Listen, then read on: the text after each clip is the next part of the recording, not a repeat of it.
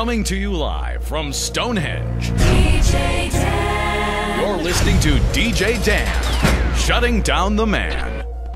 Yep, we're coming to you live. I'm shutting down the man. That's the plan, so you don't know the what hit the fan. So much for my hip-hop career. Come on, Dan. You're old school. Yep, hang a grandfather clock around my neck. That's how old school I am. Speaking of, I call myself a DJ, but how often do you ever hear me play music? Yeah, jump on that, conspiracy spies. We're having a good time today, ladies and GMOs. We're in our blue tracksuits. We have our name brand white sneakers. That's right, we're celebrating the anniversary of Heaven's Gate! Cults, people. We're talking about cults. Tanya, you got a favorite? What about those guys with the red scarves, who just said they cloned their leader? Good one. But I have a soft spot for the Heaven's Gators. The sheer ambition just gets to me, okay? They killed themselves to hitch a ride on a comet. It's kind of poetic.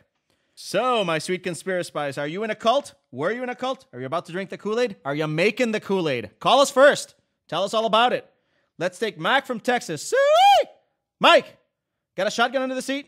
You betcha, DjDan. Don't mess with Mikey. Mikey, what is your cult connection? Well, I'm listening to the cult. That's a band, you dink. People, do I have to explain? No self-respecting cult calls itself a cult. The cult itself is not a cult, and even if it spawned a cult, it certainly would not be a cult. Shut down! Bro from Minnesota. Hear you spotted a cult in your own town. Yes, sir. My nephew joined these bald chanting guys, dancing, handing out flowers in the street. Chanting guys, they're not a cult. Everybody knows they're a front for extraterrestrials. Shut down! Come on, people, give me something real. Anthony from Petoskey, Michigan. That in the thumb, Anthony? More in the pinky finger. Anyway, DjDan, I think my grandma was in a cult. Grandmas don't join cults. Shut down! Just kidding. Continue. I am captivated. Well, she was getting her doctorate in, I think, psych at the University of Michigan in the 60s, see? And she joined this group, I guess, called the Karma Imperative or something. The Karma Imperative. Okay, now that sounds like a cult. Yeah, and, she told my mom about how she was going with the Karma Imperative to some place in the South Pacific. Island, continent, cruise ship. What are we talking about here? Come on, give me some. She just said it was, I think, the flame or the fire. No, moving on. Come on. Well, they never heard from her after that.